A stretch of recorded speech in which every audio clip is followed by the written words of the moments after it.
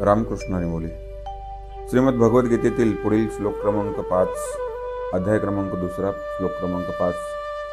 आणि अर्जुन भगवंताशी बोलू लागलेला आहे की भीष्माचार्याने द्रोणाचार्यासारखे त्यांचे जेवढे काही अनंत उपकार माझ्यासारख्यावर आहेत आणि माझ्या मनामध्ये त्यांना मारावा हा स्वप्नामध्ये सुद्धा विचार येणार नाही। आणि पुढे सुद्धा तो बोलू लागला, काय बोलतोय बघा,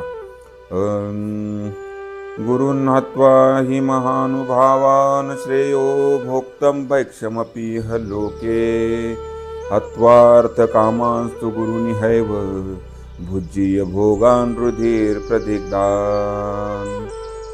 म्हणून महान योग्यता धारण करून असणारे गुरु भीष्माचार्य असतील, गुरु द्रोणाचार्य असतील, यांना मारून राज्यसुख भोगण्यापेक्षा किंवा यांना मारून युद्धामध्ये विजय मिळवण्यापेक्षा जर भिक्षांना मागून जर खायचं ठरवलं तर ते सुद्धा मला योग्य वाटतं देवा। त्याच्यासारखं चांगलं काम काही नाही। हे युद्ध न करता, माझ्या गुरुची हत्या न करता, दारोदार जाऊन भिक्षा मागून जरी मला अन्न खायची वेळ आली तरी मला ते चालेल देवा। कारण या गुरुजनांचा वध करून, या गुरुजनांना मारून मला जे काही पुन्हा स्वर्ग या भोग भोगावे लागणार आहेत, त्या भोगाची मला कसल्याही प्रकारची अपेक्षा नाही, त्या भोगाची मला कसल्याही प्रकारची लालसा नाही।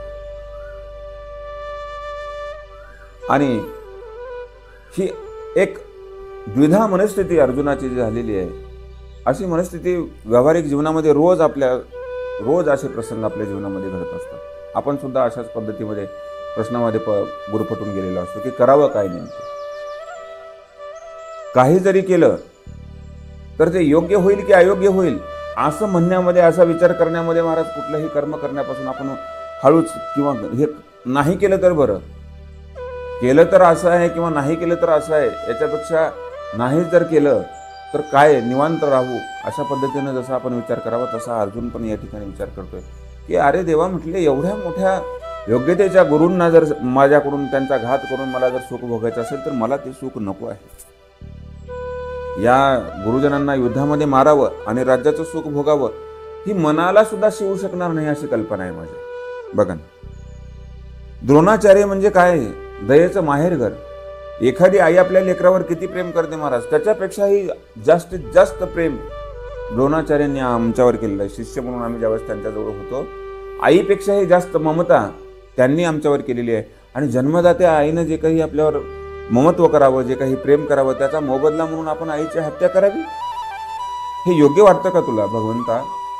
आणि अर्जुन असा प्रश्न प्रतिप्रश्न भगवंताशी करू लागला, मला नको आहे हे सुख, ही किती याचं एवढंच काय, मला स्वर्गाचं जरी सुख मिळालं हे युद्ध जिंकल्यानंतर तर त्या सुखाची मला कसल्याही प्रकारची अपेक्षा नाही, किंवा माझ्या मनामध्ये ते सुख भोगावं अशी इच्छाही नाही।